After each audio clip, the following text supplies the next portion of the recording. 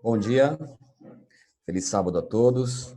Como é bom ver e rever, pelo menos mesmo que à distância, e olhar o rostinho de cada um de vocês.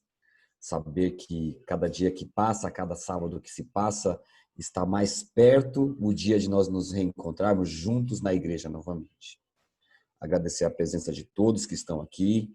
É bem verdade que muitos de nós depois vai haver uma separação natural, cada um vai para a sua igreja, mas eu fico muito feliz por termos essa oportunidade, dessa aproximação, de vermos um distrito unido, de vermos que nós somos irmãos, independente de onde congregamos. E que essa aproximação não termine depois de uma quarentena, que ela continue e que nós possamos ser juntos ou estarmos juntos pelo menos um dia lá no céu, para juntos prestarmos um culto de adoração a Deus, assim como vamos fazer nesta manhã. E antes de começarmos este culto, eu gostaria de ler a palavra de Deus. Tem um texto que eu gosto muito e que eu sempre leio, normalmente antes de ir para a igreja, eu queria compartilhar com vocês. Ele está lá no livro de Hebreus, no capítulo 10, a partir do versículo 20. Tá vendo não, né? Diz assim: pelo novo e vivo caminho que ele nos consagrou pelo véu, isto é, pela sua carne, e tendo grande sacerdote sobre a casa de Deus. Aí vem um convite para você e para mim agora. Aproximemo-nos com sincero coração e em plena certeza de fé, tendo o coração purificado da má consciência e lavado o corpo com água pura. Guardemos firme a confissão da esperança, sem vacilar, pois quem fez essa promessa é fiel. Consideremo-nos também uns aos outros, para que nos estimulemos no amor e nas boas obras. Não deixemos de nos congregar, como é costume de alguns. Antes façamos admoestações, e tanto mais quanto vedes, porque o dia se aproxima. O dia que se aproxima é o dia da volta de Jesus, mas também se aproxima o dia de estarmos juntos novamente, porque tudo isso vai passar. Então, eu gostaria de pedir para que você fechasse seus olhos nesse momento, para que juntos levantássemos uma prece a Deus, para que Ele aproxime esses 2 dias e o quanto antes possamos estar juntos, não só aqui fisicamente na terra, mas também lá no céu. Bondoso e eterno Deus, maravilhoso Pai, aqui estamos mais uma vez reunidos, à distância, mas reunidos para prestar um culto de adoração ao Teu santo nome. E é neste momento, Senhor, que pedimos a Tua presença, a presença do Teu Santo Espírito, para que tudo que for feito aqui seja também honrado e glorificado aí no céu. Que Teu Santo Nome mais uma vez esteja conosco, que o Teu Santo Espírito, mais uma vez esteja conosco e que o Senhor possa mais uma vez falar a nós através do Teu Santo Espírito.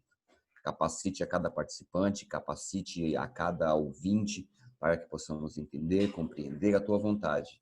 E, acima de tudo, Pai, saímos mais fortalecidos a cada momento, a cada sábado, a cada dia. É o que pedimos por Jesus, nosso único e poderoso Salvador. Amém. Agora eu vou pedir para que o Flávio esteja conosco e faça os momentos da comunicação.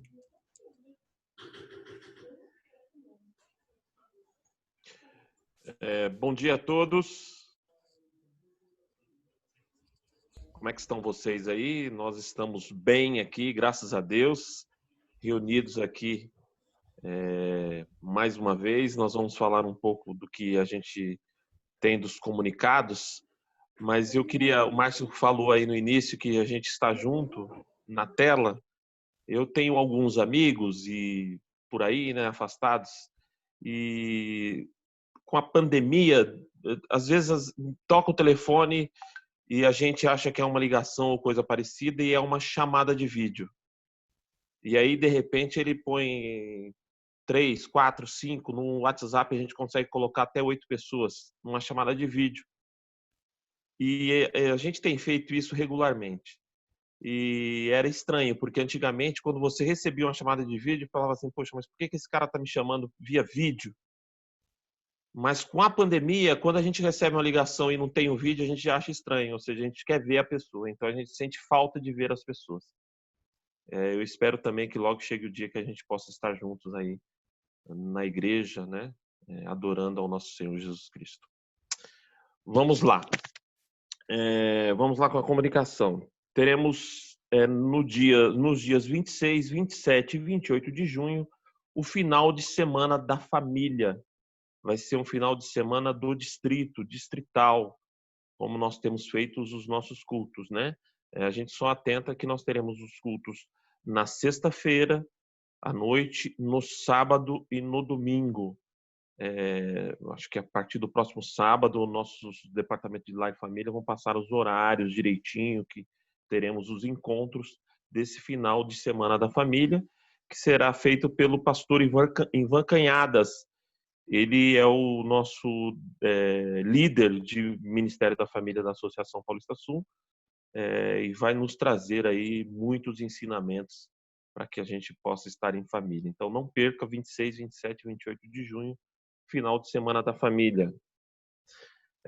O próximo, classe bíblica, temas avançados. Pastor Antônio, nosso evangelista, pastor Sérgio, que é o nosso diretor de Ministério Pessoal, e Asa, eles estão trazendo temas excelentes, às sextas-feiras, 20 horas, e aos domingos também, às 20 horas. Então, se você tem alguém que queira fazer um estudo, tem um amigo, são temas avançados, são temas excelentes e bem didático, né? O pastor Antônio é muito didático nas explicações e o pastor Sérgio também. Então, que você possa trazer as pessoas para que elas possam participar. Os cultos são feitos pelo Facebook da Associação Paulista Sul, está aí na tela, e pelo YouTube, são transmitidos, ok? Então não perca aí também as classes bíblicas avançadas. Próximo, drive-thru, seja o herói de alguém. É o drive-thru dos alimentos, né, que estão acontecendo no nosso distrito. É sempre bom lembrar que no Jardim Comercial é todo sábado das 15 às 17 horas, no Lilá das 15 às 17 também, e no Independência das 14 às 15 horas. E você pode levar o seu alimento para que a gente possa, para que a igreja, né, possa ajudar as famílias cadastradas. O número aumentou de cadastros, de pessoas que precisam de alimentos, que estão precisando de várias coisas, roupas. Então, agora está chegando o inverno, você tem um cobertor, tem uma roupa, uma blusa, leve para as igrejas para que a gente possa atender essas famílias necessitadas e as pessoas que precisam. Então, participe do drive-thru. Próximo. Dízimos e ofertas. Como posso devolver meus dízimos e ofertas? Transferência bancária,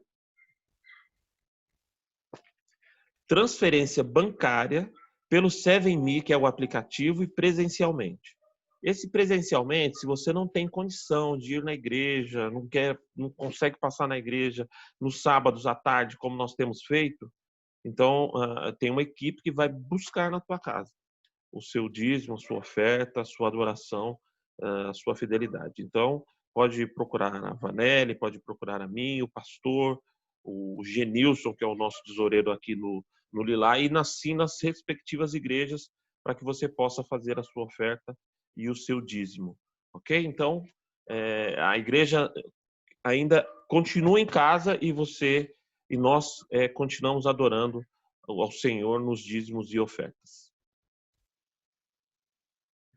Escola Sabatina Jovem, todo sábado após o culto, via Zoom, tem sido uma bênção a Escola Sabatina Jovem, né? Os jovens participando e adorando a Deus com a Escola Sabatina, tem sido fantástico.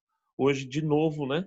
Como temos feito todos os sábados após o culto, nós já iniciamos a Escola Sabatina Jovem participe. Você que não participou da Escola Sabatina dos Adultos agora, antes do culto, na Escola Sabatina Jovem também tem grandes ensinamentos e você pode participar. Eu acho que era só isso, né? E continuamos com uma... Ah, tá. Eu peguei aqui, eu estou pegando pelo WhatsApp e a Cibele postou aqui que a igreja vai estar aberta hoje a partir das 15 horas, como nós falamos aqui nos nossos anúncios. Mantendo viva a visão.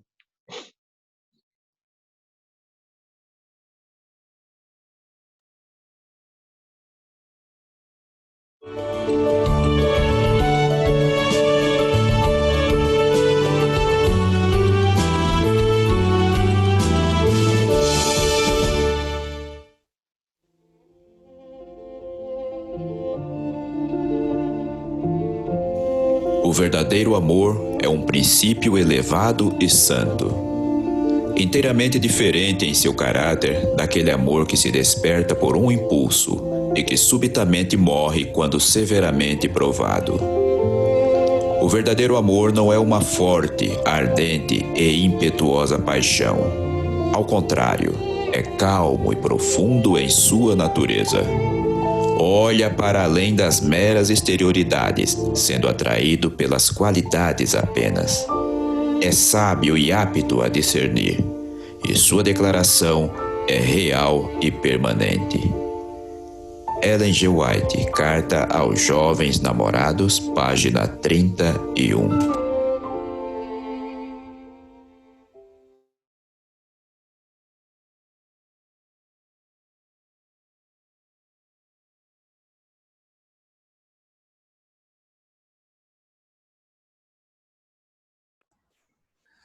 Estava brigando aqui com o microfone.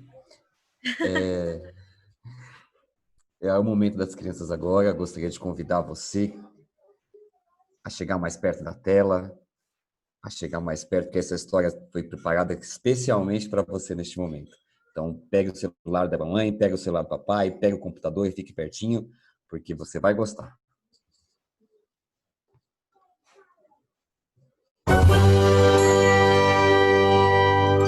Olá, tudo bem? Hoje nós iremos continuar a última história.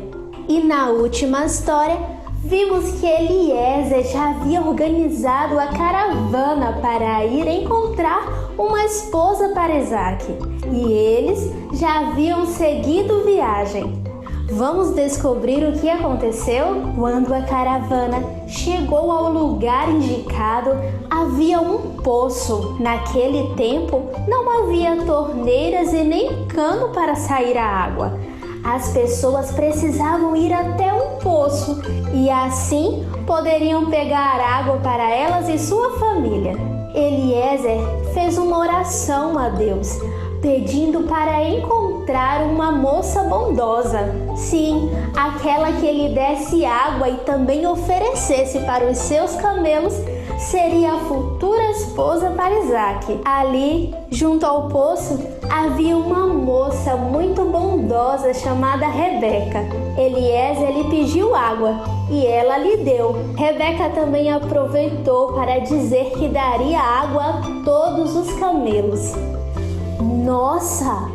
Se um camelo já bebe muita água, imaginem 10. Rebeca era forte, gentil e muito bondosa. Eliezer então lhe perguntou de quem ela era filha.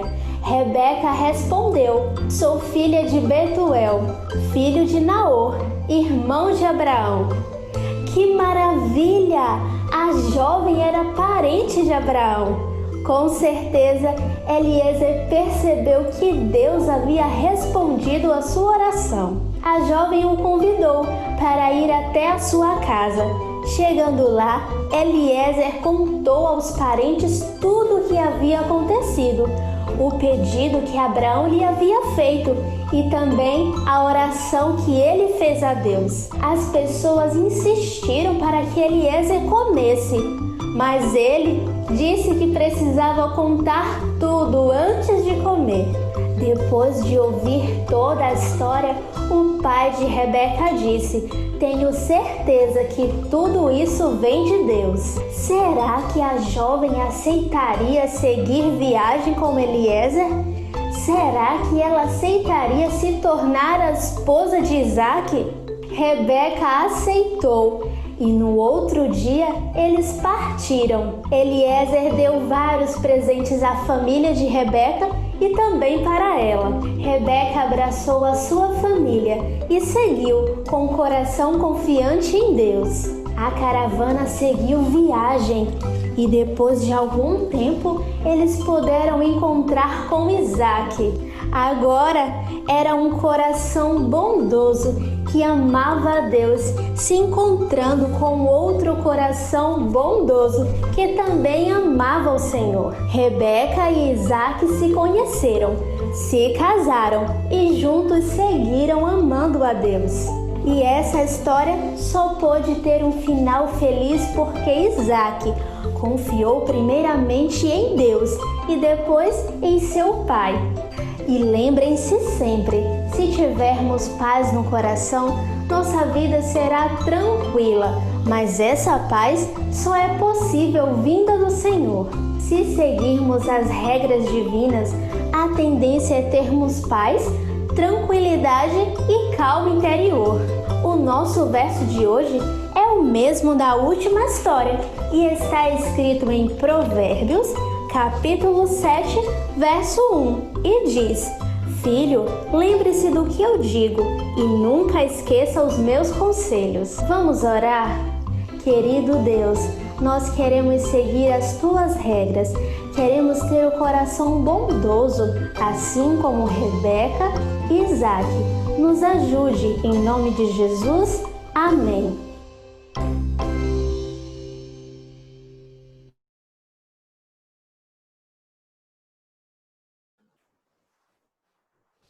Agora nós ouviremos uma mensagem musical pela Lidiane. Que Deus seja louvado.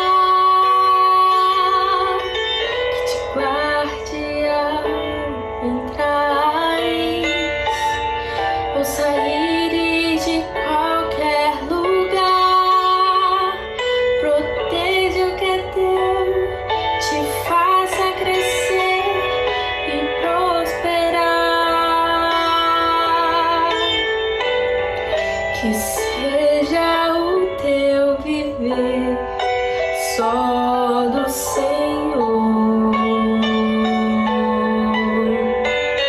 e que possas com tuas palavras falar de amor.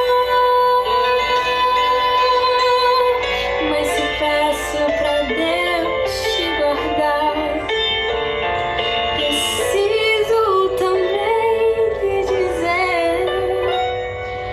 permita que Deus transforme o teu viver.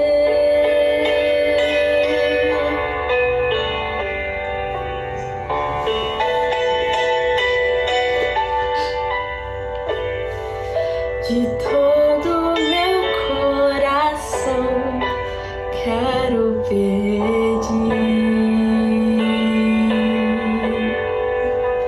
que Deus possa vir morar em tua vida e que te guarde ao entrares ou saíres de qualquer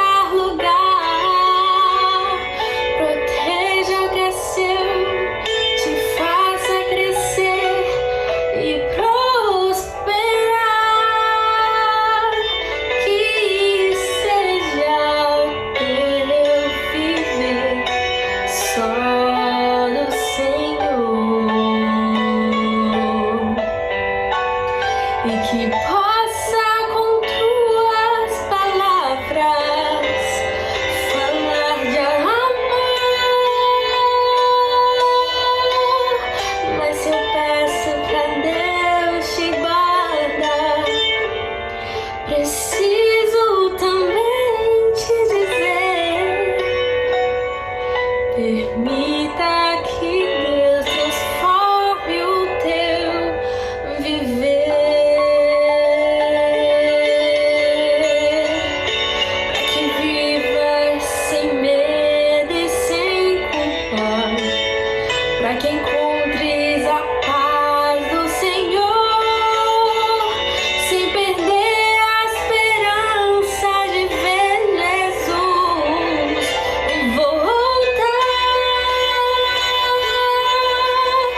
Mas se peço pra Deus te guardar, eu preciso também te dizer: permite que Deus transforme o teu viver.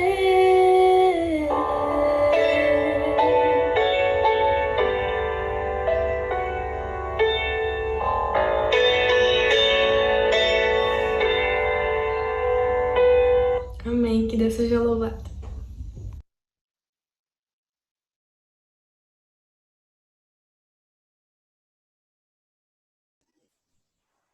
Quero agradecer a Lidiane e desejar a ela que Deus continue abençoando e usando aonde ela estiver, né? Vamos assistir agora ao vídeo do Provai Verde, lembrando que todos os canais estão abertos, aqueles que o Flávio já comunicou, para que você possa fazer a sua doação através do seu dízimo e através da sua oferta.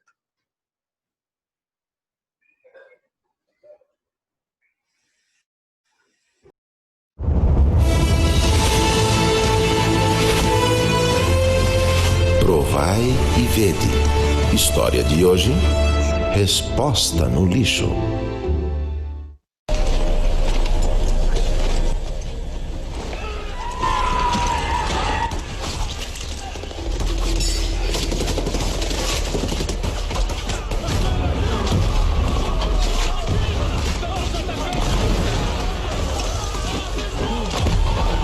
Sabia que tem mais de 2 horas que você tá vendo televisão e o tempo todo falando no celular? Eu tô aqui dando um jeito na casa, os nossos filhos estão lá no quarto brincando sozinhos. Você não pode brincar um pouco com eles? Você passa a semana inteira no trabalho, chega à noite, os meninos já estão dormindo. Quando é domingo, que você tem mais tempo, que você pode ficar com eles, você não sai do celular e assiste filme o dia inteiro. É como se eu e as crianças, nós não existíssemos na sua vida.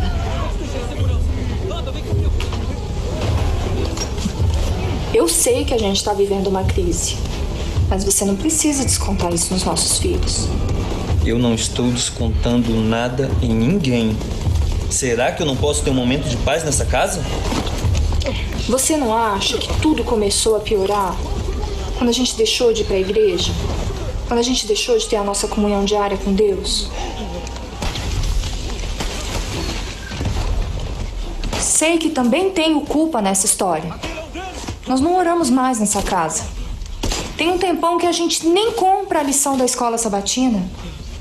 É essa paz que você quer ter? Dá um tempo, vai. Não quero falar sobre isso agora. Posso terminar de ver meu filme?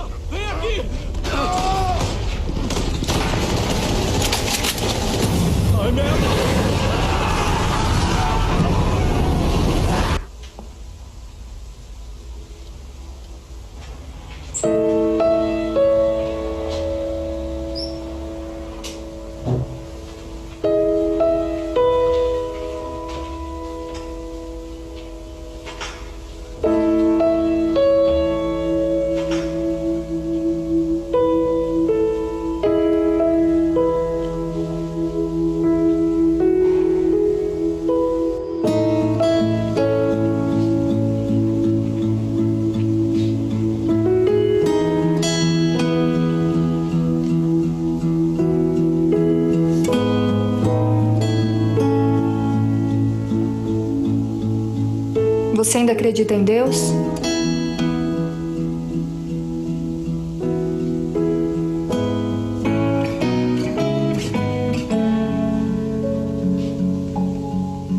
Você tem vontade de consertar tudo que está de ruim na nossa vida?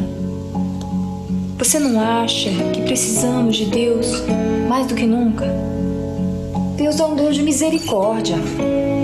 E Ele está estendendo a sua mão neste momento para nós dois. Onde estava isso? Eu fui jogar o lixo na lixeira e encontrei uma caixa cheia de livros no corredor. Uma lição da escola sabatina de 2007? Dá uma olhada no tema do trimestre.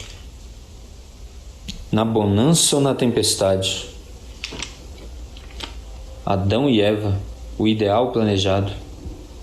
Você não acha que é um sinal de Deus pra gente? O Senhor nunca lançará fora um pecador verdadeiramente arrependido. Deus é amor. Para que exista amor, deve haver alguém para amar e alguém para ser amado. Para os que amam a Deus e o põem em primeiro lugar, todas as coisas cooperam para seu bem. O vínculo da família é o mais íntimo, mais terno e sagrado de todos na Terra. Que lindo testemunho, não é mesmo? Agora eu os convido para este momento especial de adoração, através dos dízimos e ofertas. Que Deus os abençoe.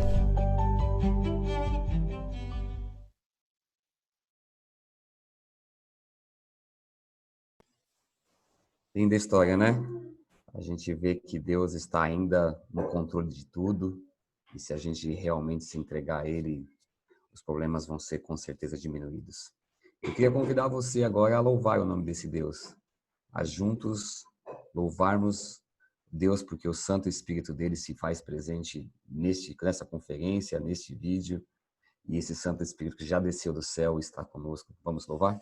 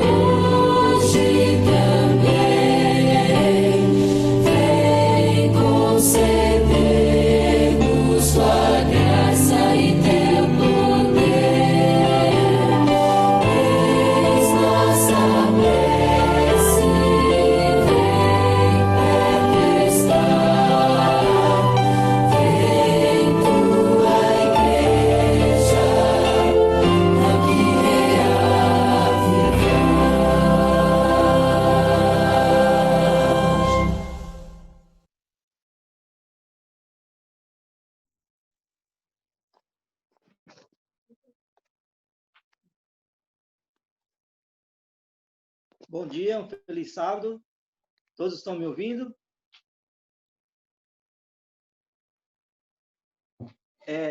Aqui, nesse momento, é o momento que a gente vai orar. Se a gente estivesse na igreja, nós ia estar nos se ajoelhando para estar nos orando, né? Em casa, eu vou me ajoelhar para fazer a oração. Aqueles que se sentirem à vontade e quiser me acompanhar, se ajoelhando aí na sua casa, para que a gente possa orar, e que nós estamos em casa, mas estamos na presença de Deus. Querido Deus e Pai, nesse momento que estamos passando, agradecemos ao Senhor, porque até aqui o Senhor tem nos ajudado, tem nos abençoado, tem cuidado do teu povo, Pai, e poucas pessoas têm contraído essa doença, Pai. Muito obrigado, porque até aqui o Senhor tem cuidado, tem nos protegido, Pai. Abençoe-te em toda a programação, abençoe o pastor que vai compartilhar daqui a pouco a palavra conosco, que o Senhor abençoe também o pequeno, não lembro se é Mateus, mas aquela criança que o Douglas sempre está pedindo oração, ela está no hospital, eu não conheço, nós não conhecemos ele, mas o Senhor conhece, o Senhor é o conhecedor de tudo, Senhor. E nesse momento, Senhor, estenda a tua mão poderosa sobre ele, Pai. Senhor, eu também peço uma bênção especial pela Cibele, pela família dela, que a Cibele está completando mais um ano de vida hoje, que essa família seja luz aqui na terra, para que onde eles esteja, possa alcançar pessoas para o teu povo. Nos abençoe, nos perdoe, abençoe também, Senhor, os dízimos e as ofertas que foi separado, que as pessoas vão estar devolvendo hoje à tarde nas tuas igrejas, que seja para a tua honra e tua glória, e que alcance, Senhor, aquelas pessoas que o Senhor deseja, que o Senhor quer alcançar através desses dízimos e dessas ofertas. São bênçãos que nós te pedimos e te agradecemos. Em nome de Cristo Jesus. Amém.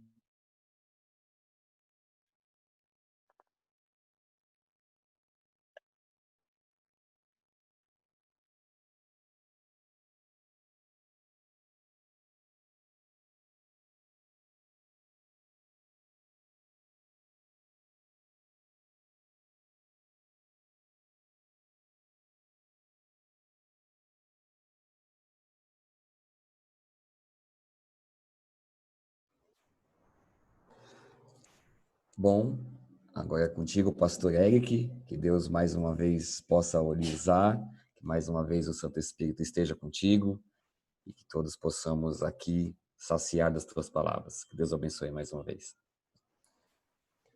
Amém. Maravilha, Márcio. Obrigado aí pelo sinal verde. E vamos lá, então. Bom dia, meu povo. Feliz sábado a vocês. É um prazer revê-los. Há 2 meses atrás, abril, preguei aqui para vocês. É sempre um privilégio pregar aqui na minha igreja. E eu notei que o número de participantes, além da gente ter consolidado esse hábito, né, de pregar aqui, de ter o nosso culto, escola sabatina e tudo mais, até acrescentamos uma outra escola sabatina. Além de consolidar esse hábito, também vi que o número de participantes cresceu, pelo menos da última vez que eu preguei, e que eu me lembro do número, agora também tem mais gente assistindo. Então, a gente sofre ainda por causa da pandemia, né? A gente passa por dificuldades, mas a gente tem adquirido novos dons, novos talentos. Nossa comunidade vai estar mais preparada para a pregação do evangelho quando tudo isso passar. Inclusive, eu, às vezes, na escola, converso com alguns funcionários que congregam em outras igrejas e alguns me disseram que na igreja deles, na comunidade deles, no distrito deles, não está acontecendo esse tipo de reunião e que eles têm que assistir em outros locais, né? Então, é um privilégio. Parabéns aí ao pastor Cleison, toda a equipe que está envolvida para que isso aqui aconteça. Com certeza, nós estamos sendo abençoados. Mas vamos lá, vamos direto ao ponto, vamos para a palavra de Deus. Hoje nós vamos estudar um pouco do livro de Atos. Então, se você está com a sua Bíblia, você pode abrir lá no livro de Atos. Se você não está, não tem problema também. Eu vou adaptar aqui, eu já adaptei, na verdade, uns slides aqui com os textos bíblicos, então você vai poder acompanhar na tela também. Eu vou dar uma dica técnica aqui para vocês. Eu vi o rostinho de vocês aí, vocês estão muito lindos, muito bonitos, mas se você quiser desativar o seu vídeo, isso às vezes ajuda com que os outros participantes recebam o meu sinal de uma forma melhor. Então, às vezes a pessoa não tem uma conexão tão boa, como é o meu caso aqui, e se você desativa o seu vídeo, os outros recebem um sinal melhor, a conexão fica melhor, tá? Então, fique à vontade. E eu vou colocar aqui, então, o nosso slide já. Deixa eu só ajustar minha tela aqui. Perfeito. Vamos lá. Então, livro de Atos. Você já estudou o livro de Atos na lição da Escola Sabatina.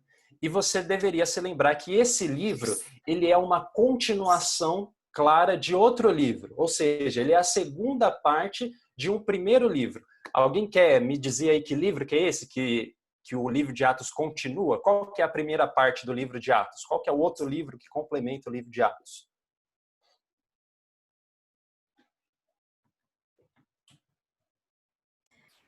O pessoal está com o fone desativado. Se quiser escrever no chat, pode colocar.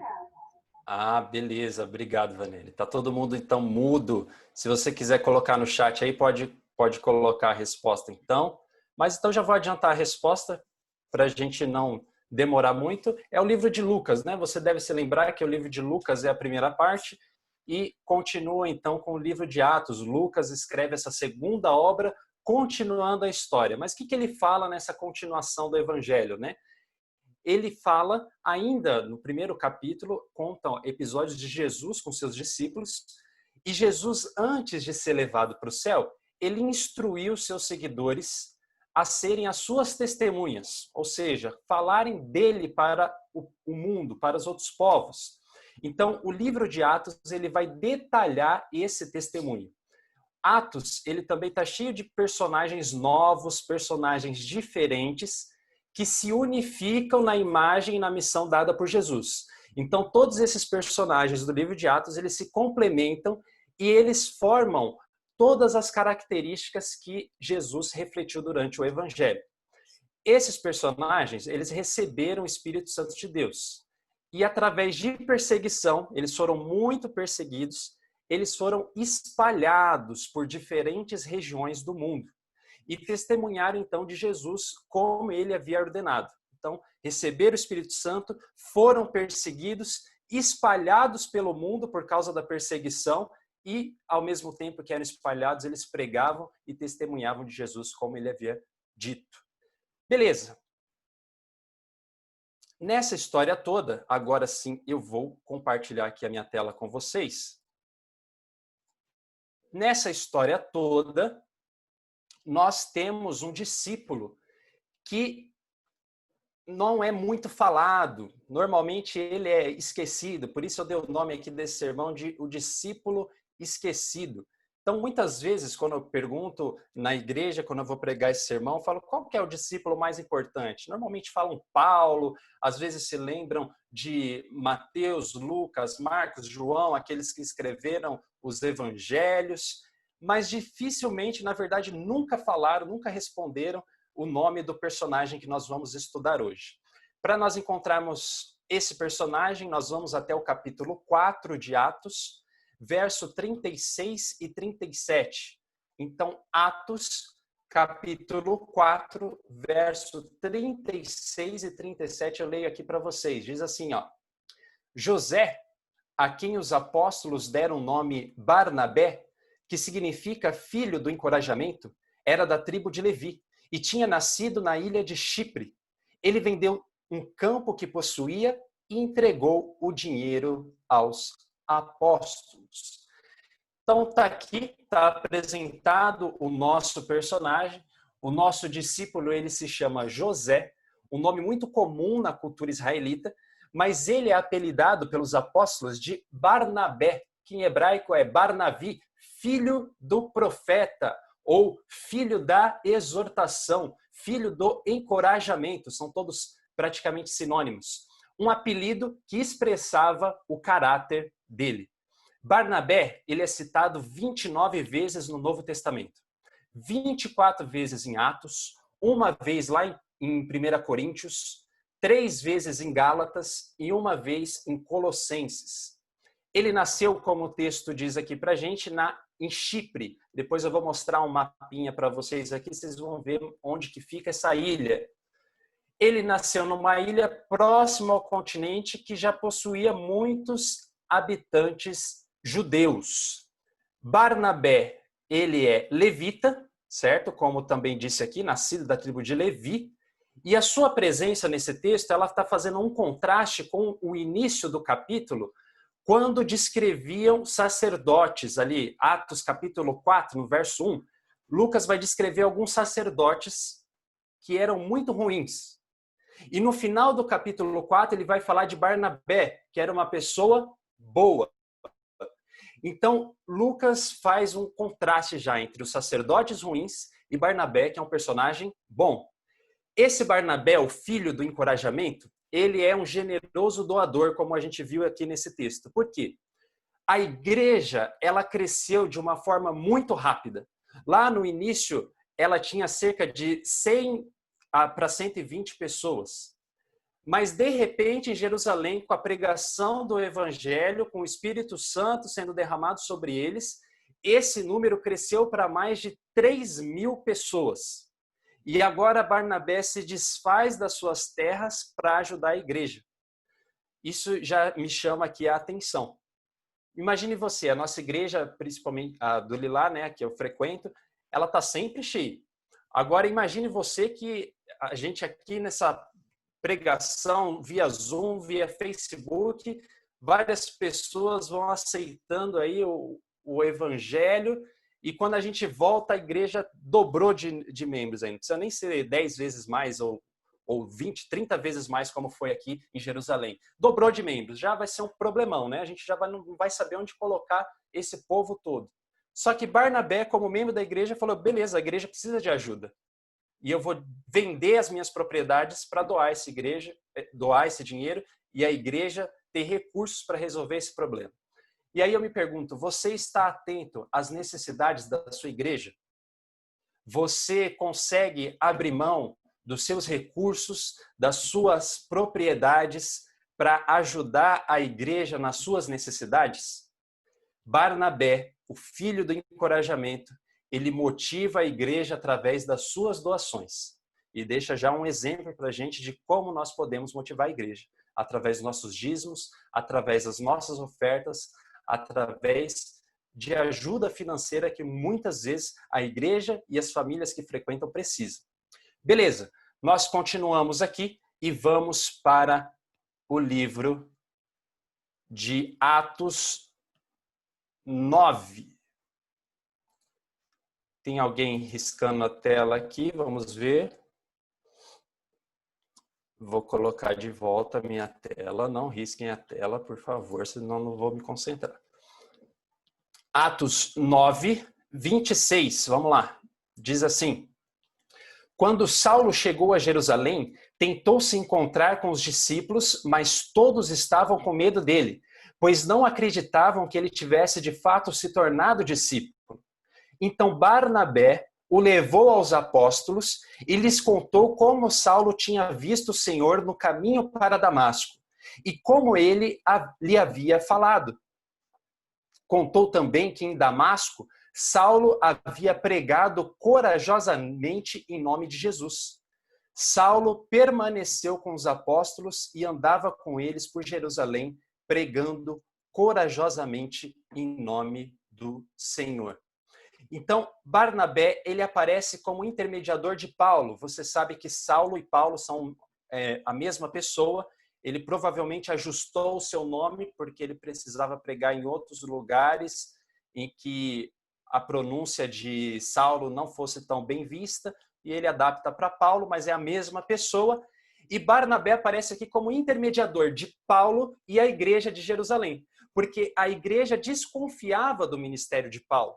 Mesmo cerca de 3 anos depois da conversão dele, a igreja não acreditava nisso e considerava ele um espião. Achava que Paulo estava espionando eles para fazer alguma maldade, alguma prisão, ou mesmo tirar a vida de algum deles. A igreja, então, encarava a presença dele com muita incerteza, com muito temor.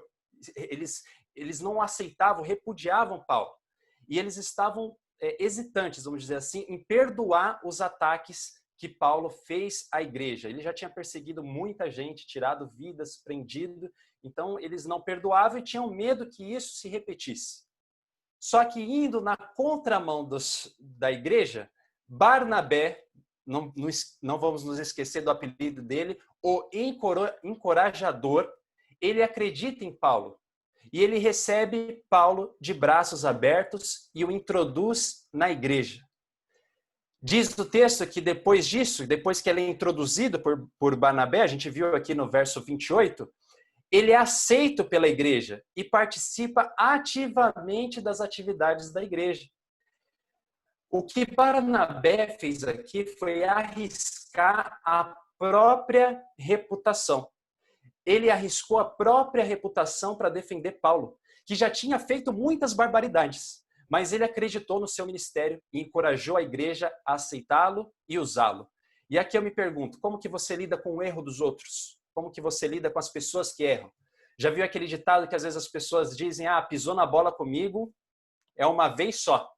Ou então você fala assim, pelo fulano eu não ponho a minha mão no fogo, que esse daí já aprontou demais. Barnabé, a verdade é que ele se arriscou.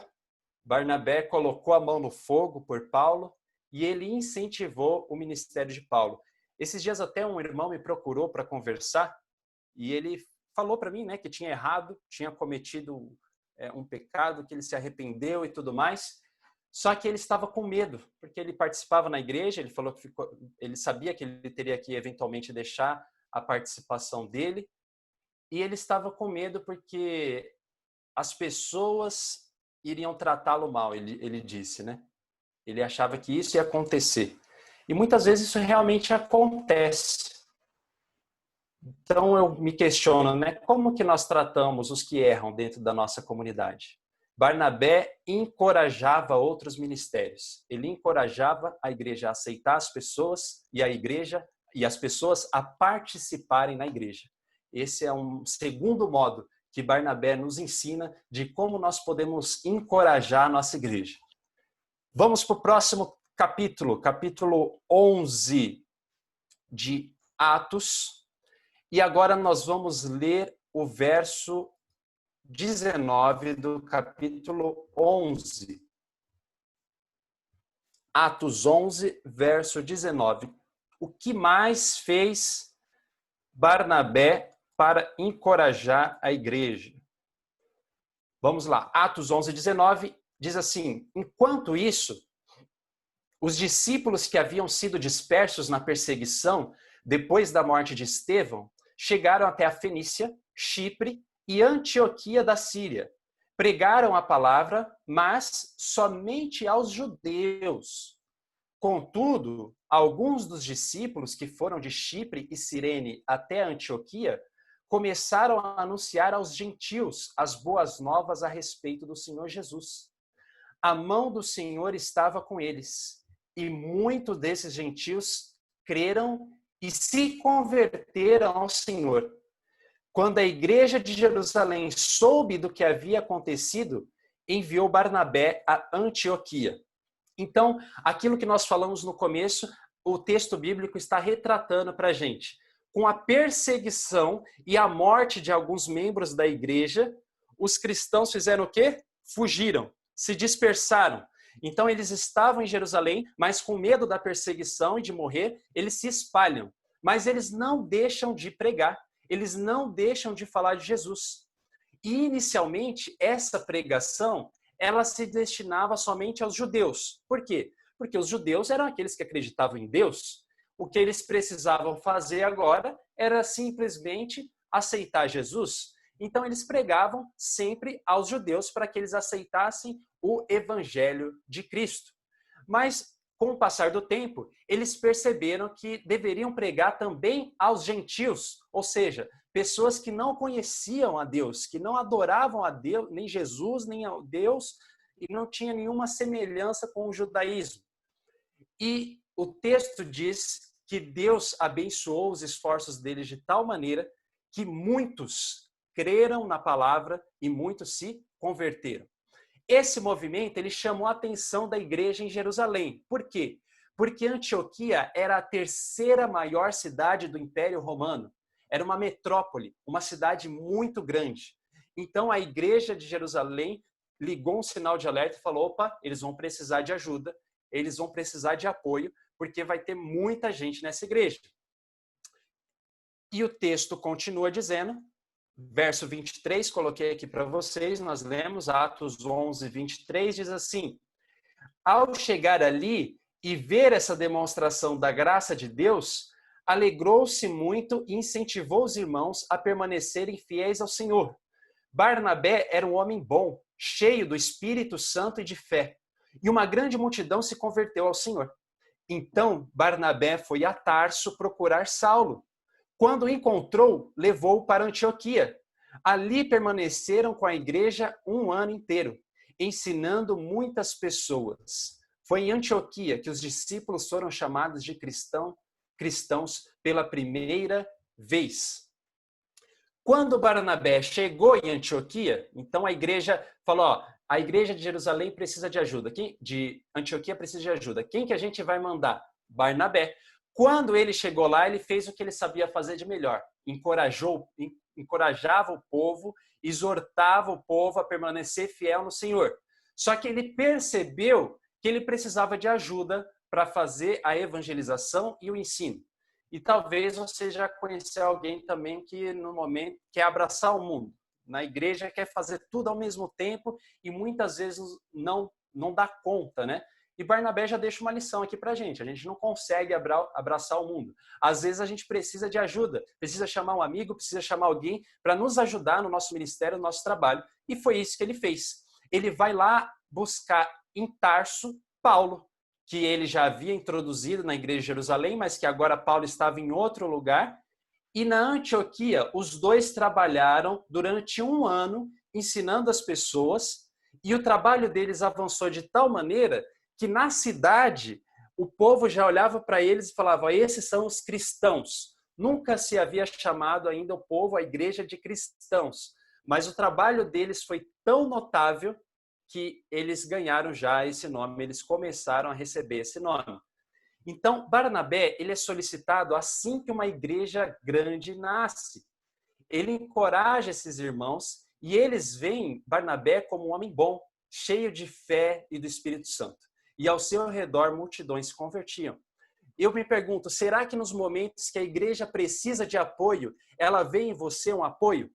Ela vê em você uma pessoa disposta a ajudar e colaborar com a causa do Senhor? Nós temos que refletir constantemente nisso para estarmos sempre dispostos a ajudar na pregação do Evangelho.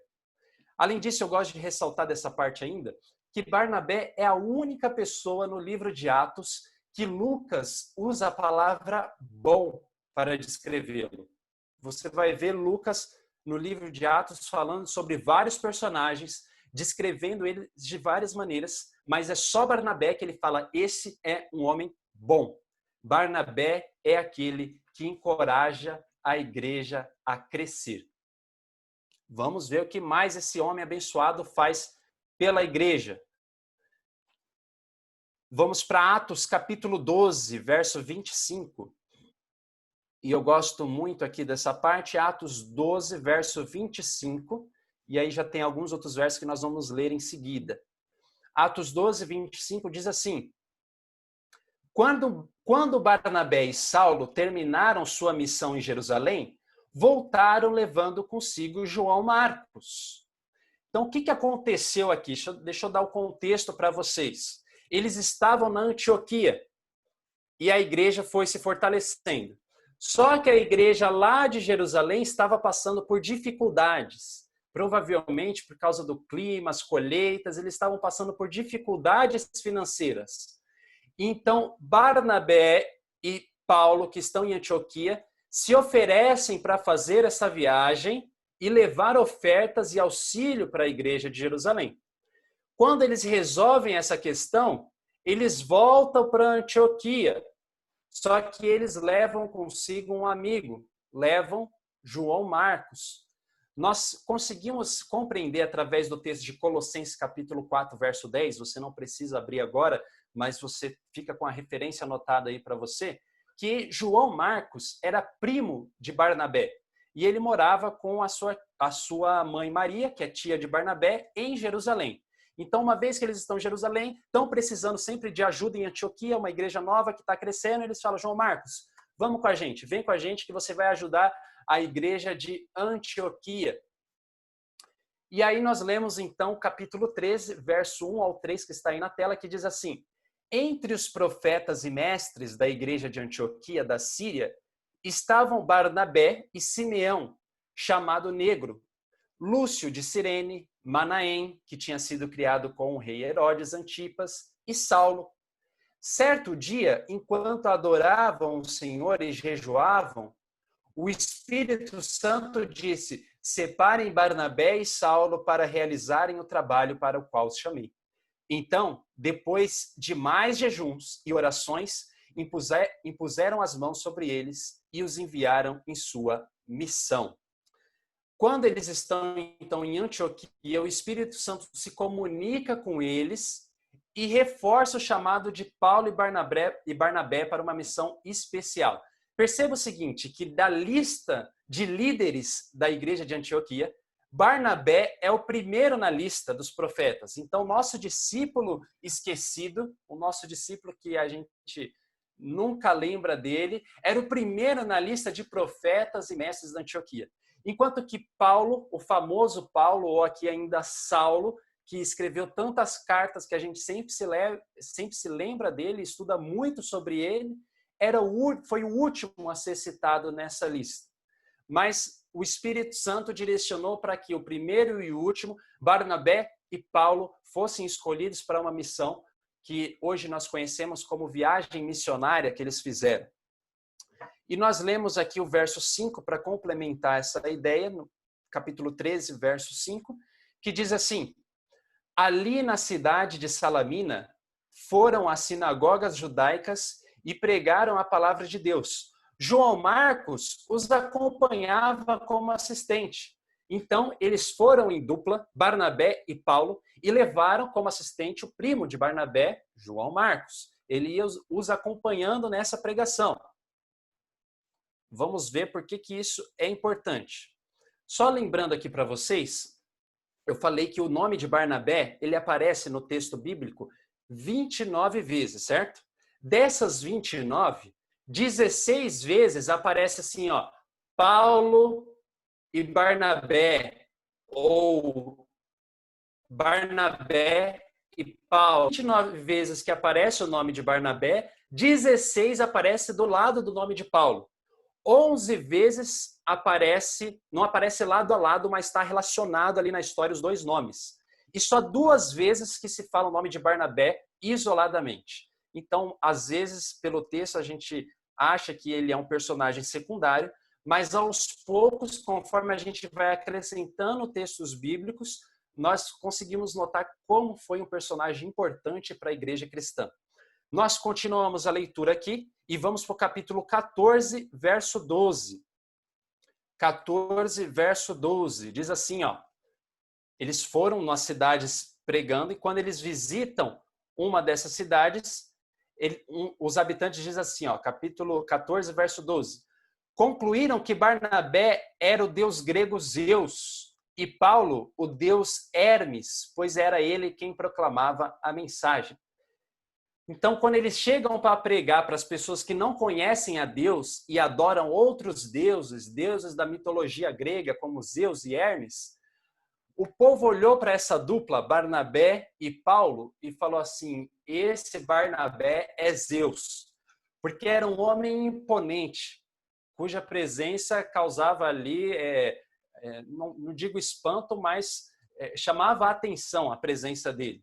E eles associam imediatamente a presença de Barnabé com o maior dos deuses que eles conheciam, que era Zeus. E como Paulo, quem falava muitas vezes, eles colocaram associavam Paulo com o deus secundário, o filho de Zeus, Hermes. Então a gente já começa também a perceber como as pessoas enxergavam essa dupla, como eles viam a importância de cada um nessa missão. E agora eu vou mostrar para vocês e resumir rapidamente a viagem que eles fizeram. Então, você tem aqui um mapa que mostra toda a região que eles percorreram. E a história começou, eu coloquei aqui para vocês, em Jerusalém, onde Barnabé vendeu as suas terras para ajudar no crescimento da igreja. Então, você está vendo a setinha bem embaixo aí no mapa em Jerusalém, onde tudo começou a nossa história. É aqui que Barnabé também introduz Paulo na igreja de Jerusalém, tá ok? E depois Barnabé é enviado lá para o norte. Ó. Então você está vendo a setinha azul, o caminho que ele fez para chegar à nova igreja de Antioquia da Síria, onde começou a ser pregado lá o evangelho, as pessoas aceitando. Depois disso, Barnabé vai buscar ajuda, como eu falei para vocês, também nós lemos no texto bíblico, ele vai em Tarso, e ele volta com Paulo, e eles pregam durante 1 ano na Antioquia. Tudo isso aqui a gente já viu, hein? A gente está só recapitulando.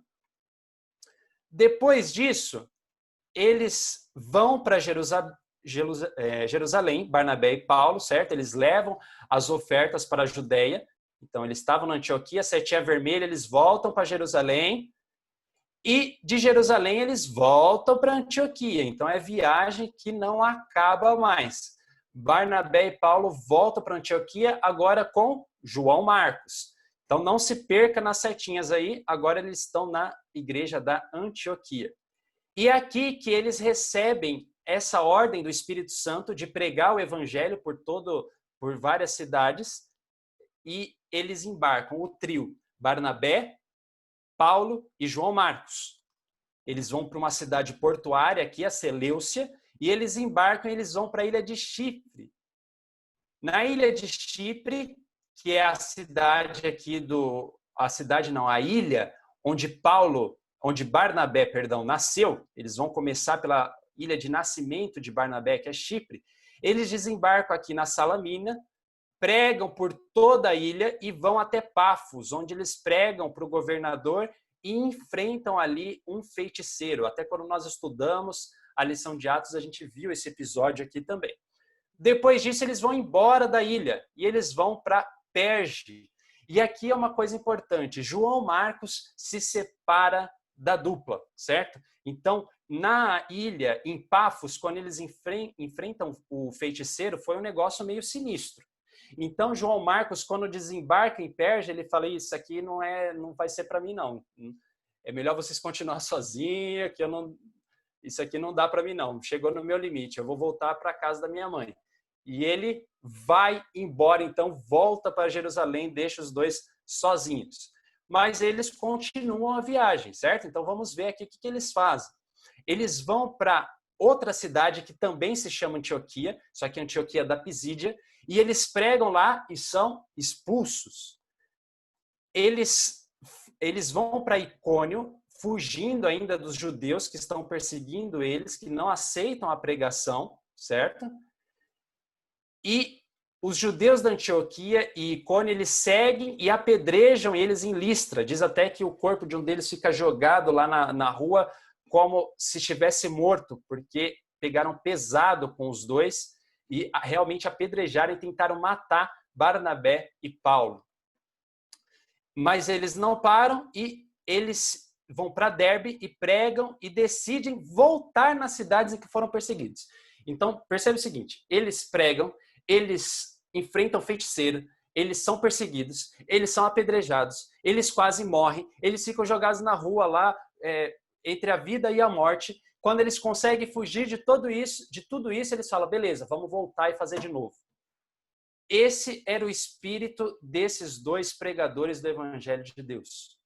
Eles pegam e voltam lá para o início, para Antioquia, onde começou a perseguição, porque eles queriam se certificar de que a igreja estava fazendo as coisas corretamente, de que os líderes, os presbíteros das igrejas que eles instituíram estavam fortalecidos e iam conseguir continuar o processo aí da igreja em crescer e se fortalecer, se estabelecendo. E eles refazem aqui, então, eles vão pregar novamente em Perge, eles seguem para Atalaia, onde eles embarcam de volta para Antioquia da Síria. E aí eles encerram a sua missão, chegando a Antioquia da Síria. Maravilha! Nós lemos aqui, e aí a gente vai complementar essa história toda do mapa aí, com esse verso bíblico, o verso 13 e 14, que eu só comentei para vocês, mas a gente não leu o texto bíblico. Capítulo 13, verso 13 e 14, está aqui na tela para vocês. Diz assim, Paulo e seus companheiros saíram de Pafos no navio e foram a Panfilha, onde aportaram em Perge. Ali João Marcos os deixou e voltou para Jerusalém. Paulo e Barnabé prosseguiram para o interior até Antioquia da Pisídia. Então, aquilo que eu falei para vocês, João Marcos enfrentou lá com eles o feiticeiro, falou, não, isso aqui não dá para mim não, e ele sabia que era só o começo das coisas difíceis. Então, ele vai embora e vai para Jerusalém e deixa os dois na mão. Eu quero ler um texto aqui de Ellen White, que ela comenta em Atos dos Apóstolos esse episódio, ela diz o seguinte, Marcos, dominado por temor e desânimo, hesitou por um momento em seu propósito de consagrar-se de todo o coração à obra do Senhor. Pouco habituado a sacrifícios, os perigos e privações do caminho o desanimaram. Trabalhou com êxito sob circunstâncias favoráveis. Mas agora, em meio à oposição e perigos que tantas vezes cercam o missionário pioneiro, não suportou as dificuldades como bom soldado da cruz. À medida que os apóstolos avançavam, encontrando dificuldades cada vez maiores, Marcos intimidava-se e, perdendo todo o ânimo, recusou-se a prosseguir, retornando a Jerusalém. Maravilha! Como que essa história continua? Vamos para Atos capítulo 15, verso 36. E acho que esse é o nosso último texto. Esse é o nosso último texto, Atos capítulo 15, verso 36. Nós lemos aqui que diz assim, algum tempo depois, e aqui eles estão em Jerusalém, tá? Houve aquele concílio, capítulo 15 de Atos, é um capítulo muito importante, só contextualizar para vocês, que é o capítulo onde se trata o concílio de Jerusalém. A igreja tinha discussões teológicas difíceis, decisões para serem tomadas, então Paulo e Barnabé vão para participar desse concílio e ajudar a igreja a tomar essas decisões. E aí, eles estão conversando no final, no desfecho desse concílio. Então, agora sim, eu leio o texto, Atos, capítulo 15, verso 36 ao 39. Algum tempo depois, Paulo disse a Barnabé, voltemos para visitar cada uma das cidades onde pregamos a palavra do Senhor, para ver como os irmãos estão indo. Barnabé queria levar João Marcos, mas Paulo se opôs, pois João Marcos tinha se separado deles na Panfilha, não prosseguindo com eles no trabalho. O desentendimento entre eles foi tão grave que os dois se separaram. Barnabé levou João Marcos e navegou para Chipre. Aqui eu acho muito interessante esse texto. Paulo, ele chama Barnabé para fazer a primeira viagem. Isso para mim já é surpreendente, né? Você viu o tanto de coisa que eles passaram juntos. O tanto que eles viajaram juntos. Deu cerca, acho que, de uns 3.000 quilômetros essa viagem. A primeira viagem que a gente viu no mapa, flecha para lá e para cá, seta para lá e para cá. Tudo aquilo deu cerca de 3.000 quilômetros eles viajando. Isso demorou de 2 a 3 anos. Eles sofreram tudo aquilo, passaram todos aqueles perrengues. E quando eles se encontram, eles falam, vamos fazer de novo? Vamos fazer toda essa viagem de novo? O que você acha? Paulo falando, né? E Barnabé, surpreendentemente, fala, sim, bora, vamos lá, Paulo. Só que eles têm um desentendimento porque Barnabé pensa, opa, já que a gente vai de novo, é uma boa oportunidade para o João Marcos mostrar o valor dele, né? Na primeira vez ele hesitou, ele não deu conta do recado, mas agora está aí uma oportunidade para ele fazer melhor. Só que Paulo fala, não, claro que não, ao contrário, ele deixou a gente na mão, ele não merece a segunda oportunidade. E o texto diz para a gente que eles foram tão longe nessa discussão, e houve uma desavença tão grande, que o plano inicial deles irem juntos não dava mais. Ele falou, não, vamos cada um para o seu lado então, porque não vai dar certo isso. Esse João Marcos não dá, você quer João Marcos, eu não quero, não vai dar certo. E cada um toma o seu rumo aí, cada um com o seu auxiliar.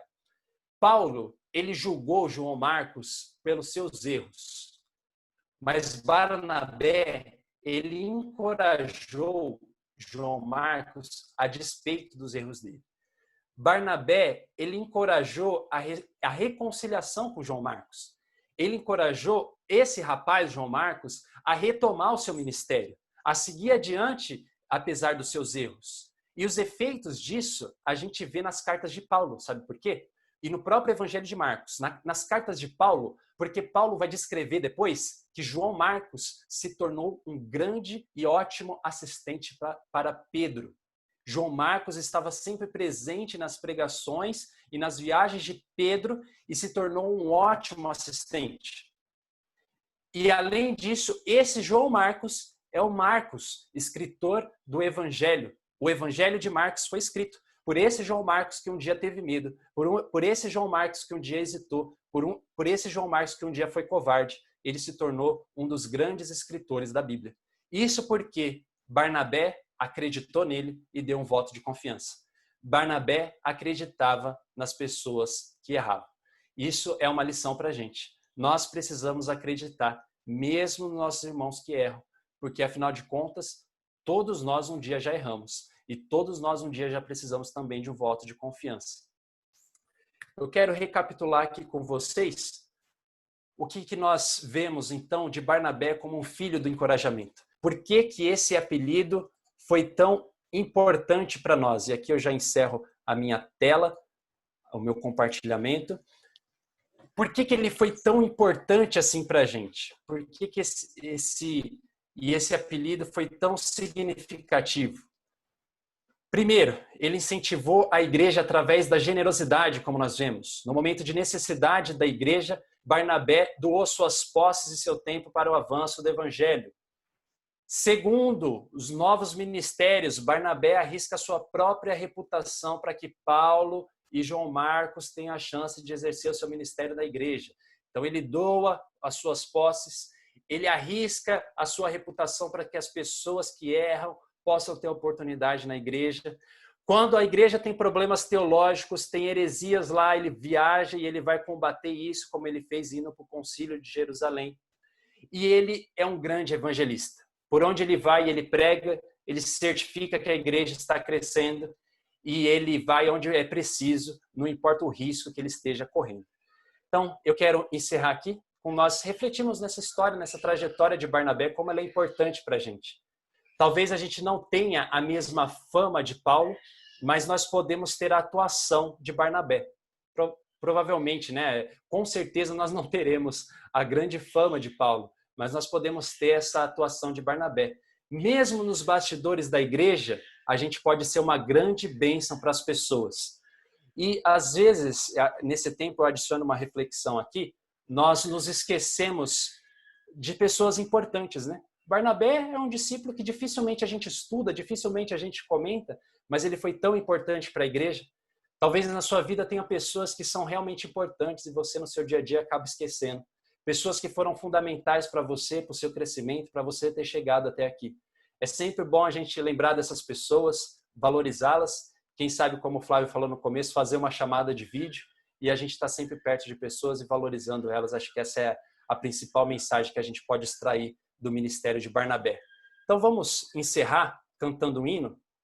Vou pedir para o pessoal do apoio aí colocar o hino 326, Vaso de Bênção. Nós cantamos esse hino e depois eu encerro com uma oração.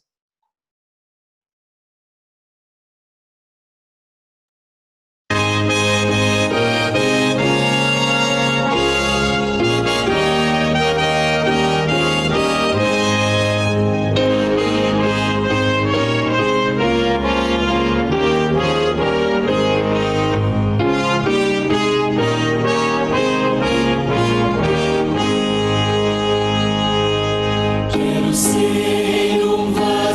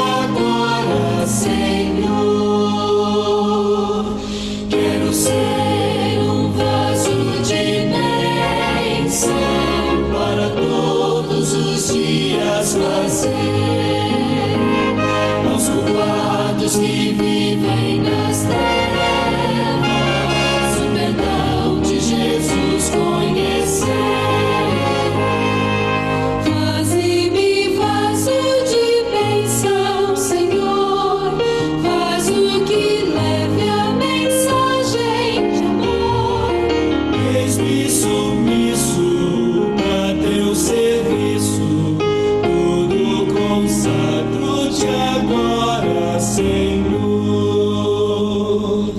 Quero ser um vaso de bênção, sim, um vaso de bênção sem par, avisando que crentes em Cristo, jubilosos no céu hão de entrar.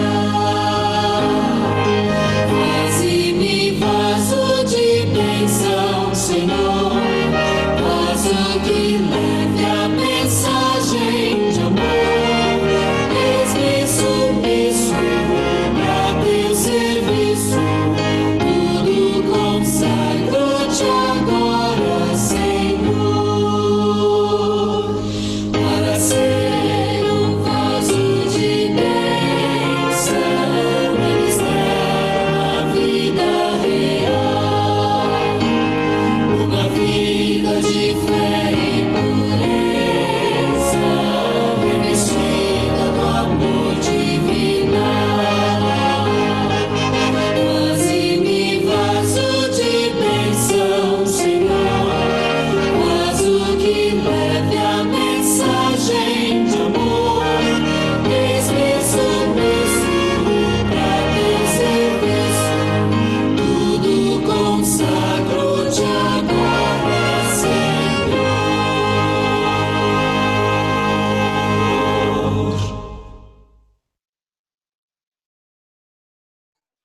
Maravilha, meu povo. Enquanto cantava aqui, eu li o chat aqui, o feedback de vocês. Fico feliz que todos compreenderam, entenderam a tônica da vida de Barnabé, que é que todos nós podemos ser usados, todos nós podemos ser bênçãos, e nós precisamos ajudar os nossos irmãos para, como uma família, unidos, nós avançarmos na pregação do Evangelho. Principalmente agora que nossa igreja enfrenta um momento difícil, o nosso coração tem que estar pronto, entregue nas mãos de Deus para nós darmos o nosso melhor. Então quero que você feche os seus olhos para nós falarmos com Deus e agora nós entregarmos completamente a nossa disposição, o nosso coração, a nossa vida para nós trabalharmos em prol da igreja. Feche seus olhos, vamos falar com Deus. Senhor Deus, querido Pai, nosso coração se enche de gratidão porque a sua palavra ela é rica em exemplos, em histórias, em pessoas e vidas que deram tudo, Pai, para que o Evangelho de Cristo fosse pregado e anunciado, Pai. Foi graças a essas pessoas, graças a esses personagens, essas histórias, que nós estamos aqui, que nós aceitamos também esse Evangelho e que nós podemos viver, então, a graça do Teu reino, Pai. Nós estamos gratos a Ti por isso, mas nós queremos também nos oferecer, Pai, nessa missão. Sabemos que é difícil, é desafiadora, especialmente nos tempos que nós vivemos, mas nós queremos de todo o coração nos entregarmos a Ti, Pai. Queremos que a Sua mão poderosa nos use, queremos que a Sua mão poderosa nos abençoe e nós sintamos diariamente essa bênção ao pregarmos a Sua palavra para outras pessoas. Por favor, esteja conosco, nos dê um restante de sábado deleitoso e confortável na Sua presença. Te pedimos tudo isso, do fundo do nosso coração, que nós te amamos, em nome e pelo amor de Jesus. Amém. Foi um prazer estar com você, meus queridos. Feliz sábado para você, uma boa tarde, um bom descanso e que Deus os abençoe.